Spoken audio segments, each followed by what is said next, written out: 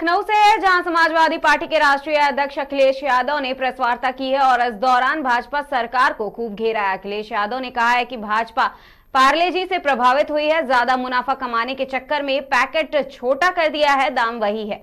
उन्होंने ये भी कहा कि इस सरकार ने बिजली का एक कारखाना तक नहीं लगाया। इसके साथ ही सीएम योगी पर भी निशाना साधा है और कहा है कि सीएम कभी कभी डॉक्टर या कभी इंजीनियर बन जाते हैं। अखिलेश यादव ने यह भी कहा कि समाजवादी पार्टी लोकसभा में सबसे बड़ी भूमिका निभाएगी और कहा कि जब से भाजपा की सरकार आई है 1 लाख किसानों ने आत्महत्या की है। ये एनसीआरबी के आंकड़े हैं। महंगाई हमारा मेन मुद्दा है।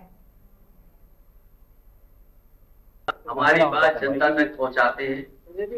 मुझे उम्मीद है इस लोकतंत्र को मजबूत करने के लिए समाजवाद की बात जनता तक आपके माध्यम से पहुंचती रहेगी। और जितना हम समाजवादी लोग प्रयास कर रहे हैं लोकतंत्र को बचाने के लिए, हमें पूरा भरोसा है अपने ईमानदार निष्ठावान पत्रकारों पर और चैनल के साथियों पर। इस लोकतंत्र को बचाने में उनकी भी भूमिका महत्वपूर्ण है। हमारी पार्टी के जिला के महानगर अध्यक्ष आए हैं, पार्टी की तरफ से निर्देश लगातार जा रहे हैं, उसी की समीक्षा को लेकर के हम लोग बैठे हुए और अपने अध्यक्ष और महानगर अध्यक्षों से सुझाव भी मांगे। चुनाव आ गया है, अब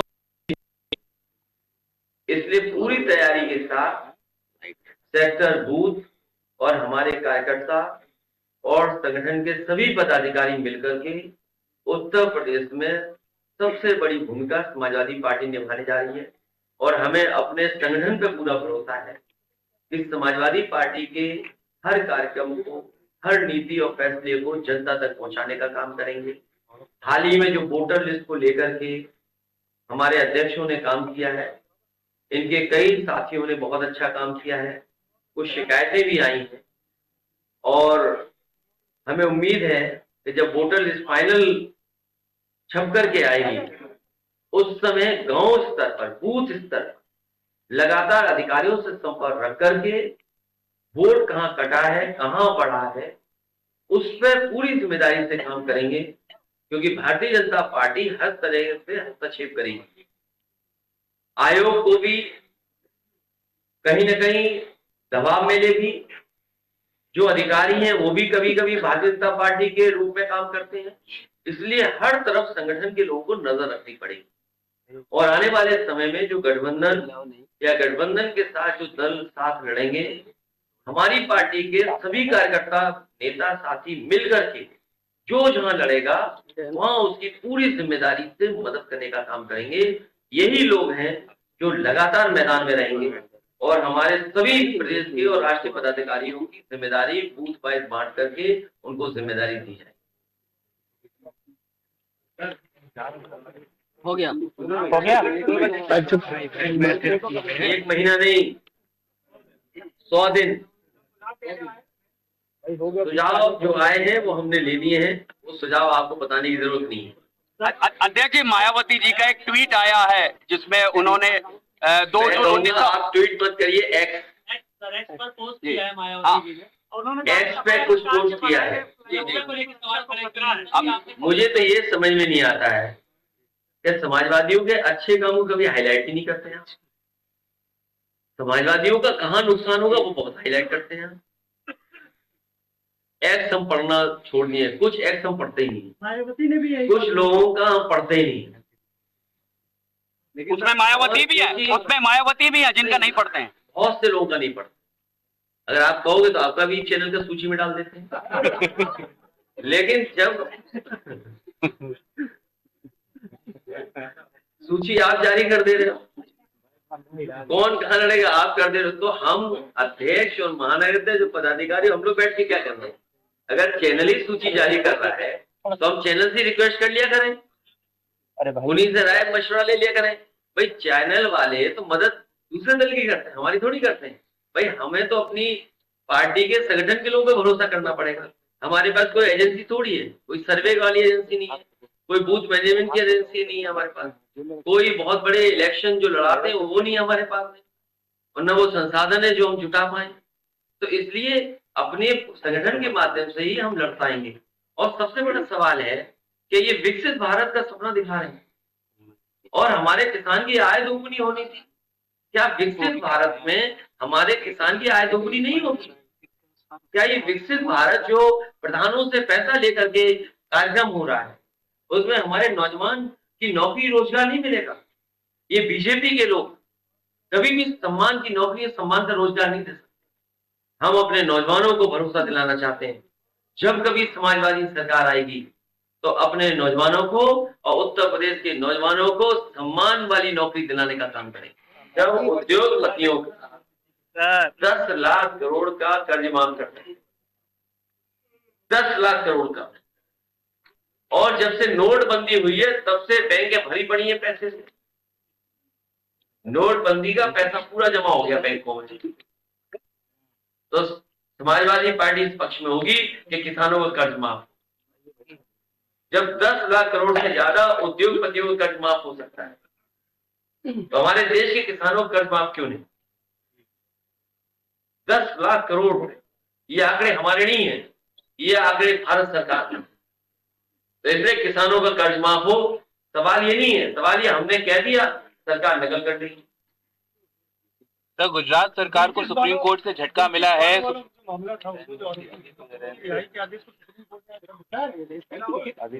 ने में कुछ बेटियों ने तो घटना पे प्रदर्शन किया तो सरकार ने उनके खिलाफ गंभीर धारा मुकदमा दर्ज करा दिया। और वो बच्चे पढ़ने लिखने वाले बच्चे हैं, उसमें कई तो बच्चे ऐसे जो किसी पॉलिटिकल पार्टी से एफिलिएशन नहीं है। जब उन्होंने अपनी FIR दर्ज करने की बात की, उनकी बात सरकार नहीं सुन रही है। सरकार सबसे झगड़ा चाहती है। मेरी जानकारी में नहीं आया है, मैं जानकारी करूंगा उन छात्रों के साथ समाजवादी पार्टी, उन छात्रों को न्याय दिलाने में समाजवादी पार्टी का और मैं सरकार से कहूंगा कि ऐसी गंभीर धाराएं बच्चों में नहीं लगानी चाहिए और इसलिए नहीं लगानी चाहिए जो अपराधी पकड़े गए वो सब भारतीय जनता पार्टी। और मुख्यमंत्री जी के साथ आप लोग फोटो नहीं खिंचवा सकते, आप में जितने खड़े लोग, किसी की सिंगल फोटो नहीं होगी, कभी हो गई हो तो अलग बात है, लेकिन अगर आप जाओ सिंगल फोटो नहीं खिंचवा सकते। लेकिन तीनों अपराधियों की मुख्यमंत्री के साथ सिंगल फोटो अंदर भाई एकदम आ गई है। सोचिए आप, तीनों अपराधी बीजेपी के, और इसलिए उन पे छात्रों पर उन पर झूठे मुकदमे लग रहे हैं क्योंकि वो बीजेपी के लोगों को आगाह कर रहे हैं कि बीजेपी के लोग हैं, उनके खिलाफ कार्रवाई हो, इसलिए उन पर मुकदमे लगाए जिससे कि वो लड़ाई न लड़े। कांग्रेस में बयान आया था 15 तारीख से पहले चीजें हैं वो साफ हो जाए ताकि आगे बढ़े। मैंने यही कहा था कि दिन जब अच्छे आएंगे और उत्तरायण में ही सब अच्छे काम शुरू होते। भ्रष्टाचार है, ज्यादा लाभ लेना भी भ्रष्टाचार है, तो क्या ये सरकार नहीं करा रही जानबूझ करके? नोटबंदी से भ्रष्टाचार खत्म हो जाएगा। पूरी सरकार लगी है पैसे लूटने में, जिसको जहां मौका मिल रहा है वो लूट रहे हैं, ऐसा लूट रहे हैं लग रहा है कि अब सरकार जाने वाली है। सरकार बताएगी 40,000 करोड़ रुपए खर्च हुआ है गड्ढा मुक्ति। पूरे प्रदेश के हमारे जिलाध्यक्ष आए, कितना गड्ढा मुक्ति होगी? और बिजली का एक कारखाना नहीं शुरू किया इन्होंने। ये हमारे अध्यक्ष आए, एटा के भी अध्यक्ष, वो देखते हैं कितनी बड़ी चिमनी लगी हुई है एटा में। ये अपने कानपुर के लोग आए, जानते हैं, हमीरपुर जाते होंगे, महुआ जाते होंगे, देखते हो कितना बड़ा निवेल इग्नाइट का कारखाना लगा है। इलाहाबाद प्रयागराज के लोग आए, कितना बड़ा बिजली का कारखाना लगा है। ये 10-10 हजार 20-20 हजार करोड़ के लगे हुए इन्वेस्ट, उससे ज्यादा का इन्वेस्टमेंट है।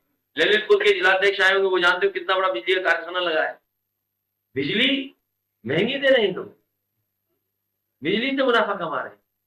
उत्तर प्रदेश को पीछे करने का काम इस सरकार ने किया है। अब बताइए, मुख्यमंत्री जा रहे हैं गोरखपुर में और कह रहे हैं नाला ऊपर या नीचे बनना चाहिए।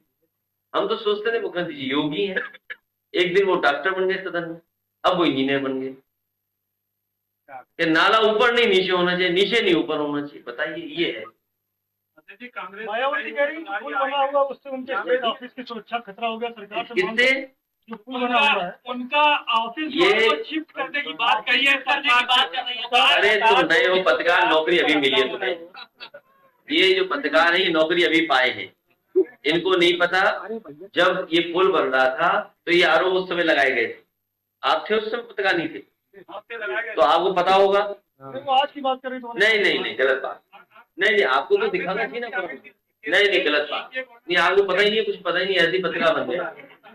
नहीं पता। अच्छा पता है तो बता दो क्या है। ले कुछ पता ही नहीं, ऐसी आपने बात करनी। अच्छा ऐसा ये सब पुल वाले में बता दें।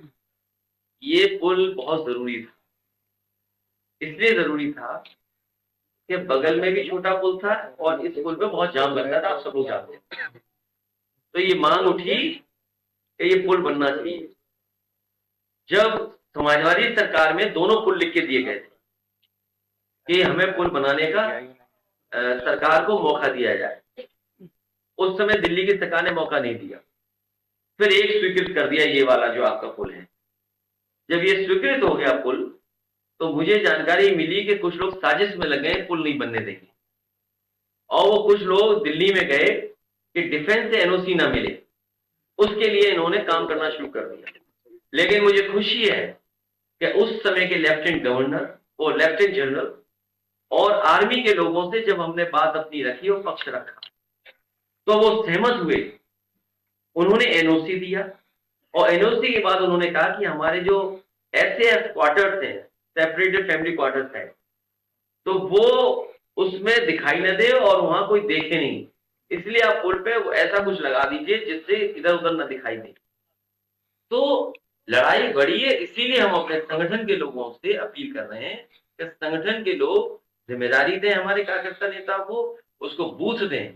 जिस तरह हर पुलिस का नंबर होता है, सिपाही का कांस्टेबल नंबर होता है, इसी तरह हमारे कार्यकर्ता को भी बूथ की जिम्मेदारी मिलेगी कि ये बूथ है, इसको देखना है आपकी जिम्मेदारी। ये तैयारी हम लोग कर रहे हैं, क्योंकि दिन और समय कम है।